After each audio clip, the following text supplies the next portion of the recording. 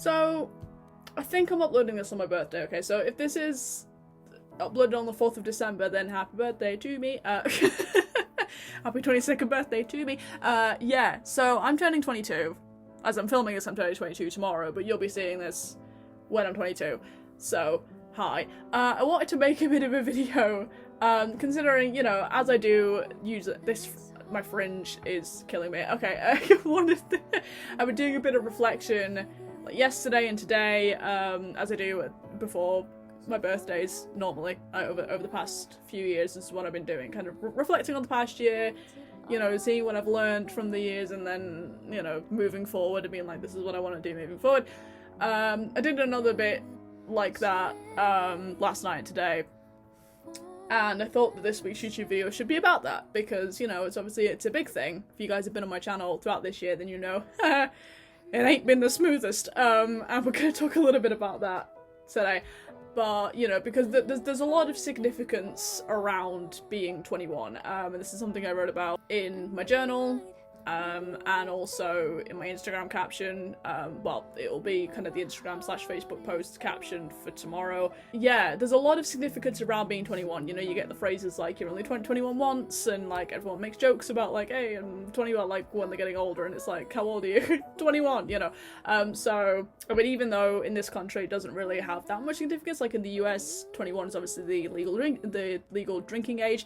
In the UK it's 18, so that hasn't really got that much significance, but I think it's more about what people expect for you to achieve when you're 21. And I think this year I can say I achieved a lot. A lot happened. Not always in the best way, but still we find the silver linings. Probably the biggest achievement this year was me graduating uni, although I didn't talk about that at the time because of stuff I'm gonna get into, but it wasn't exactly the most joyous day in terms of mindset. And I mean, if you know, my final year at university, even just aside from external factors, how I felt in my final year wasn't exactly the best. I had quite a lot of realizations about the design industry that weren't very popular, and there was a weird dynamic that formed within my class, and just everyone's attitude towards the degree, I think, changed significantly due to many different things, but I think quite a lot of us were in the mindset of let's grab our certificates and go.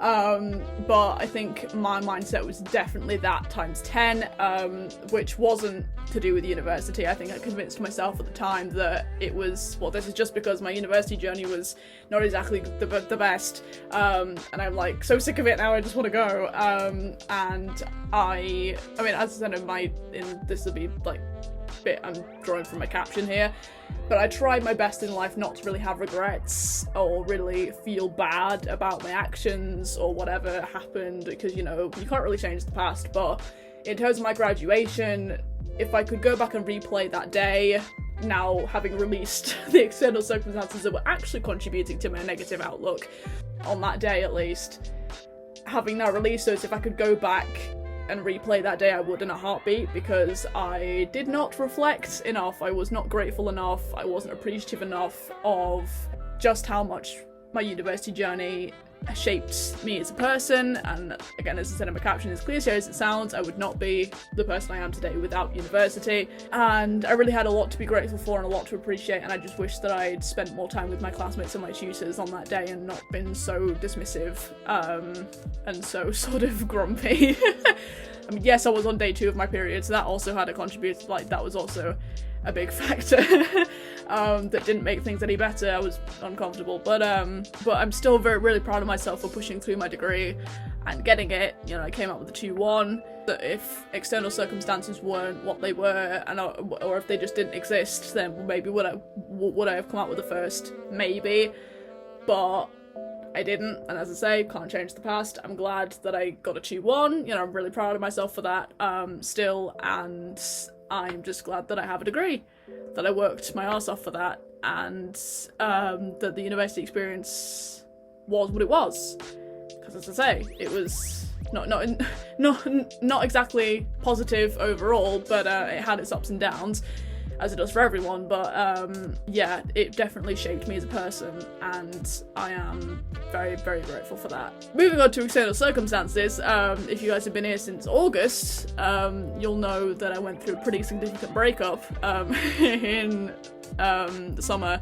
That should have happened way before it did, and I wasn't transparent about that at the time, because I was still going through it and I hadn't fully healed or realised just what I'd been through.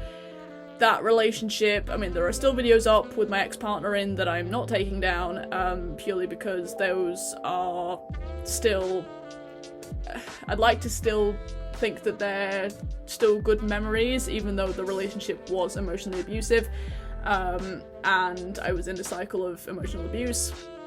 At the times that those videos went up, that was at the start of that cycle, when things were, when the period of time where things were okay was at its longest, before things started to go really downhill, and especially around the time we got engaged, because I was engaged for 2 months, if you guys didn't know. Around that time, I mean, I shouldn't have got engaged, absolutely shouldn't have got engaged. I was already having doubts about the relationship then, and I was already starting to see the truth, but unfortunately, for those of you who've been in cycles of abuse, you know it's very difficult to see a way out. You're especially if you're in sort of like a guilt-tripping type situation where the partner's made you feel like you're the only good thing in their life, which is what I was going through.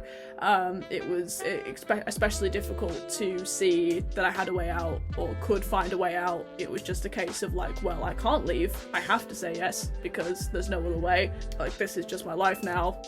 That was the kind of mindset I was in. So I have done a lot of work over the past few months of forgiving myself for that, and that's a really important thing to do if you have been in that sort of cycle of abuse, is really just to forgive your past self. It wasn't your fault, you know. For me, I got into that relationship when I was in a very vulnerable mindset, more than I thought that I was, and I was looking back actually at the statement that I put in my notes app before I turned 21, and I looked back and I was like, ooh, honey, you were brainwashed. You were honestly, I bless me about to turn 21, like, because I was quite happy. It was an illusion, but, you know, the happiness was an illusion, but I didn't think it was at the time.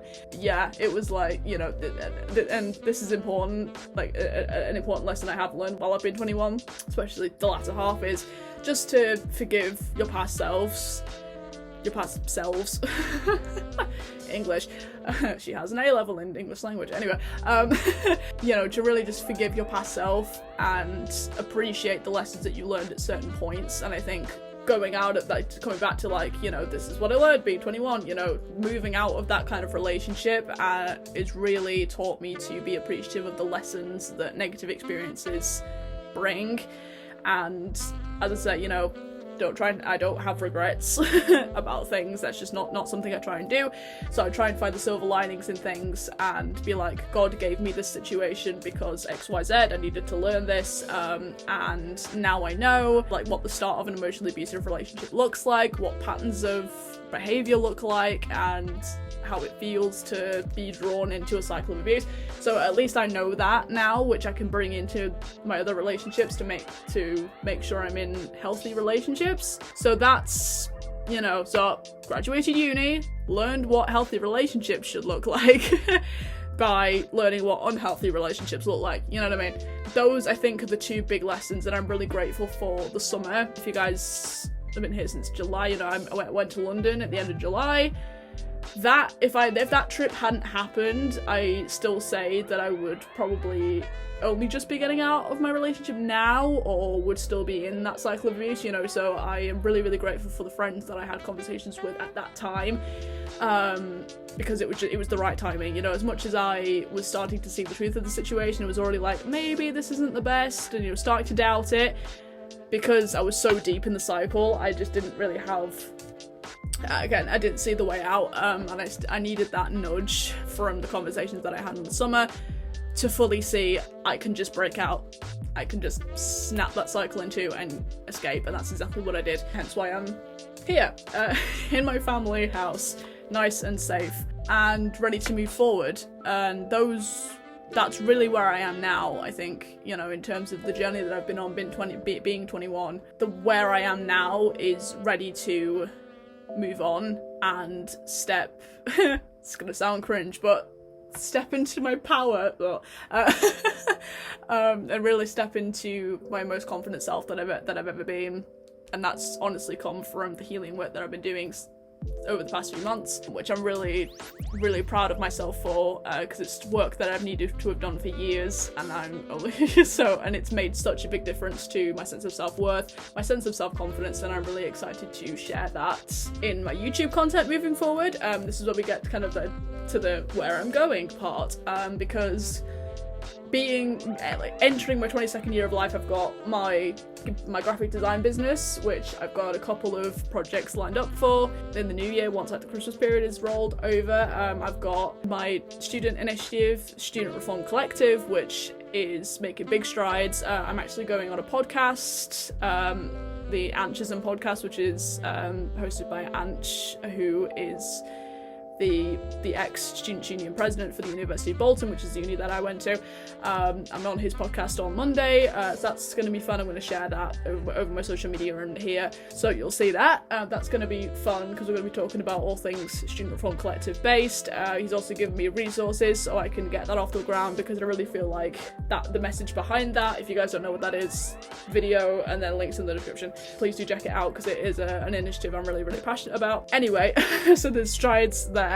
And also my YouTube channel, I really have a vision for this now, you know, really trying to make it have a more business focused mindset towards it. I mean, obviously I still love making YouTube videos, but unfortunately with the way the platform is now and the way social media is going, you've got to be really head in the game with it in order for it to take off. And, you know, I really want this channel to reach more people.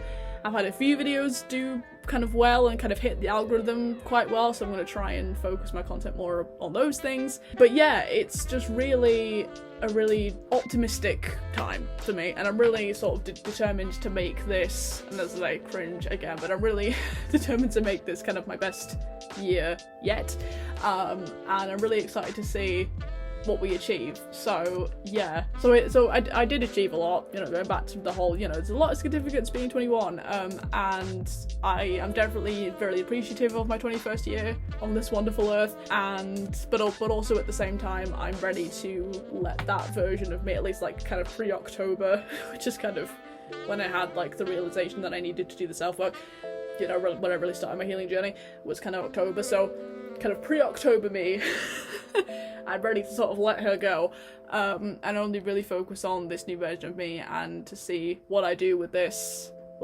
new motivation and new confidence, and all the exciting things that I'm going to do in the next 12 months. So yeah, thank you for being here, if you've been here all of this year, and I hope you stick around, cause 22 is going to be a very exciting year.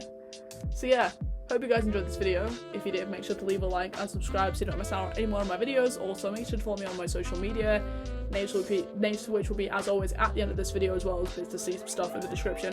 And I will see you guys in the next one. Happy birthday to me.